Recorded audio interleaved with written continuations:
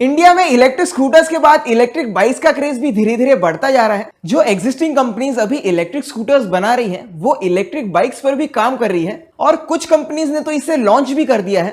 कुछ नई नई कंपनीज भी हैं जिन्होंने इलेक्ट्रिक बाइक्स लॉन्च की हैं, जिनमें से एक बैंगलोर बेस्ड अल्ट्रावायलेट ऑटोमोटिव भी शामिल है। इन्होंने कुछ ही टाइम पहले अपनी नई बाइक F77 को लॉन्च किया है। ये कोई बजट बाइक नहीं है, बल्कि ये एक स्पोर्ट्स बाइक है जो कि मेनली टारगेट करेगी KTM और पल्सर जैसे ओनर्स को। बात करें बाइक के स्पेसिफिकेशंस की, तो इसमें 25 किलोवाट की परमानेंट मैग्नेट AC मोटर लगी हुई है। AC मोटर ज्यादातर पावर पर फोकस करती है, पर इसके कारण मोटर में हीट लॉस भी काफी ज्यादा होता है, जिसके कारण अगर एक इलेक्ट्रिक व्हीकल में एफिशिएंसी को ज्यादा प्रायोरिटी देनी है बजाय परफॉर्मेंस के, तो इसके लिए DC मोटर का ही यूज होता है। पर बाइक में लगी है 25 किलोवाट की AC मोटर आराम से 0 to 60 kilometre per hour 2.9 seconds में अचीव कर सकती है।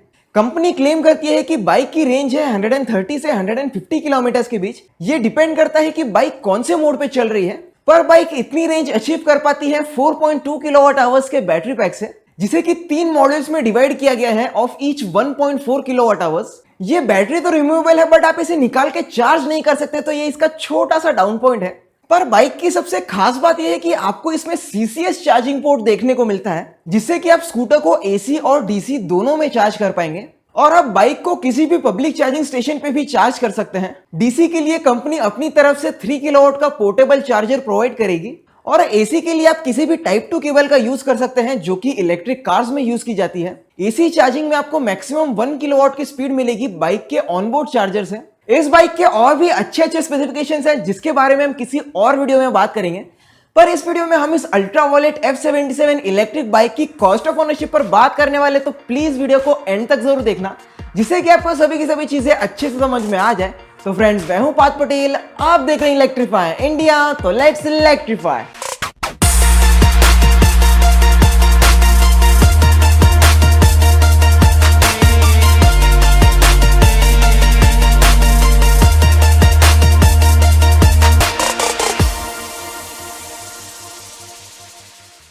कॉस्ट ऑफ ओनरशिप में हमें किसी भी प्रोडक्ट और सिस्टम के डायरेक्ट और इनडायरेक्ट कॉस्ट का पता चलता है, और जब हम इसकी टोटल करते हैं तो ये बन जाता है टोटल कॉस्ट ऑफ ओनरशिप। तो कॉस्ट ऑफ ओनरशिप को मैं बेसिकली 6 पॉइंट्स में डिवाइड करूंगा, जिसमें से बैटरी रिप्लेसमेंट कॉस्ट का भी एक पॉइंट इंक्लूडेड है। बेसिकली मैंने इस पॉइंट को इसलिए इंक्लूड किया है क्योंकि लोगों के मन में अभी भी काफी ज्यादा डर है इन बैटरीज की लाइफ को लेकर। कॉस्ट ऑफ ओनरशिप का पहला पॉइंट है परचेस कॉस्ट। F77 की स्टिकर प्राइस है 2,85,000 rupees and according to government rule इस पर 5% GST भी लगेगा। तो इससे अभी के लिए व्हीकल की एक शोरूम प्राइस निकल के आती है 3 लाख रुपीज। पर अगर फ्यूचर में ये बाइक फेम टू सब्सिडी के अंदर आती है तो आपको ये मिनिमम 2,70,000 रुपीज में देखने को मिलेगी। तो फेम टू स्कीम बेसिकली ऐसे काम करती है कि अगर कोई भी इलेक्ट्रिक व्हीकल इस स्कीम के लिए रजिस्टर्ड है तो उसमें सब्सिडी पहले से लग के आती है और उसके बाद आपको इसकी एक शोरूम प्राइस देखने को मिलती है, यानी कि कस्टमर को कोई भी एडिशनल पेपर वर्क करने की जरूरत नहीं है। दूसरा पॉइंट है टैक्सेस एंड इंश्योरेंस। तो यूजुअली जब भी हम एक पेट्रोल स्कूटर लेते हैं तो हमें कई सारे टैक्सेस देने पड़ते हैं, जिनमें की सबसे जाना माना है रोड टैक्स और PUC। पर इलेक्ट्रिक व्हीकल्स के साथ ऐसा नहीं है। कुछ स्टेट जिन्होंने EVs के लिए रोड टैक्स एग्जाम किया है, जैसे कि तेलंगाना, कर्नाटका, गोवा, दिल्ली, तमिलनाडु। दूसरे स्टेट्स जो कि EV से रोड टैक्स लेते हैं वो ऑलमोस्ट 5 to 10% के बीच में होता है according to the purchase price of the vehicle. कुछ स्टेट्स व्हीकल के वेट के हिसाब से और सिटिंग कैपेसिटी के हिसाब से भी चार्ज करते हैं। पर यहाँ पे जो स्टेट गवर्नमेंट्स रोड टैक्स लेती हैं उसके बदले में दूसरे बेनिफिट्स भी प्रोवाइड करती हैं, जैसे कि स्टेट सब्सिडीज और इनकम टैक्स में एग्जम्पशन जैसी चीजें। और हाँ, जिन स्टेट्स की EV पॉलिसी है उनके PDF का मैं लिंक डिस्क्रिप्शन में डाल दूंगा, तो अगर आपको और इन डिटेल इंफॉर्मेशन चाहिए तो आप इसे पढ़ सकते हैं। मैं यहाँ पे 7% रोड टैक्स पकड़ रहा हूँ क्योंकि इस प्राइस मॉडल में आपको टैक्स थोड़ा सा ज्यादा देना पड़ता है। बात करें रजिस्ट्रेशन की, तो ये मैक्सिमम स्टेट्स में बिल्कुल फ्री है। साथ ही साथ मैं यहाँ पे नंबर प्लेट की कॉस्ट भी ऐड करना चाहूंगा, जो कि अराउंड 300 रुपीज होती है। बात करें इंश्योरेंस की, तो आपको ये किसी भी 2 व्हीलर के लिए 1000 रुपीज पर ईयर के हिसाब से पड़ेगा, पर इस बाइक की प्राइस थोड़ी सी ज्यादा है, जिससे कि ये आपको 1500 रुपीज पर ईयर के हिसाब से पड़ेगा, जो कि 5 साल का निकल के आता है 7500 रुपीज। और अब बाइक की ऑन रोड प्राइस निकल के आती है 3,28,000 रुपीज। कॉस्ट ऑफ ओनरशिप का तीसरा पॉइंट है फ्यूल कॉस्ट, और इसी के कारण इलेक्ट्रिक व्हीकल्स को चलाना काफी ज्यादा सस्ता पड़ता है as compare to internal combustion vehicles.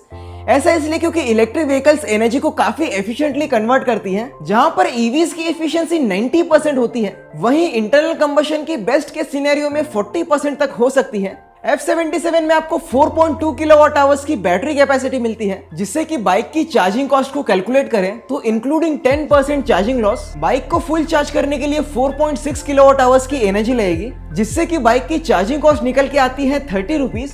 तो नॉर्मल यूजेज में इतनी बड़ी बैटरी होने की वजह से आपको इसे हफ्ते में 2 बार ही चार्ज करना पड़ेगा, जिससे कि बाइक की 5 ईयर चार्जिंग कॉस्ट निकल के आती है 15,600 रुपीज। ये काफी कम है पेट्रोल बाइक के कंपैरिजन में, जहां पे आप हफ्ते में एक बार 400 रुपए का पेट्रोल भरवाते हैं। तो 5 साल का ये फ्यूल कॉस्ट आराम से 1 लाख रुपए के ऊपर जा रहा है। और ऐसा नहीं है कि पेट्रोल की प्राइसेस स्टेबल है, ये बढ़ती ही जाएगी। चौथा पॉइंट है बैटरी रिप्लेसमेंट कॉस्ट, और इसे लेकर मुझे कई सारे कमेंट्स आते हैं कि इसे इंक्लूड करना चाहिए, क्योंकि लोगों के मन में अभी भी काफी ज्यादा अनसर्टेनिटी और डर है इलेक्ट्रिक व्हीकल्स की बैटरी लाइफ को लेकर। लोग ईवीज की बैटरीज को स्मार्टफोन्स और लैपटॉप्स की बैटरीज से कंपेयर करते हैं, और ये जायज भी है क्योंकि कंज्यूमर इलेक्ट्रॉनिक्स और ईवीज दोनों में modern battery technology lithium ion batteries का यूज होता है। पर इन दोनों में सबसे बड़ा डिफरेंस आता है इनके यूजेज में। हम हमारे फोन्स को हमेशा साथ रखते हैं और इसे कंटिन्यूअसली यूज भी करते हैं, और इतने ज्यादा यूजेज के बाद हम इसे एक दिन में 2 बार तो चार्ज कर ही लेते हैं। पर ईवीज के साथ ऐसा नहीं है। मोस्ट ऑफ द टाइम, फिर चाहे वो 2 व्हीलर्स हो या 4 व्हीलर्स,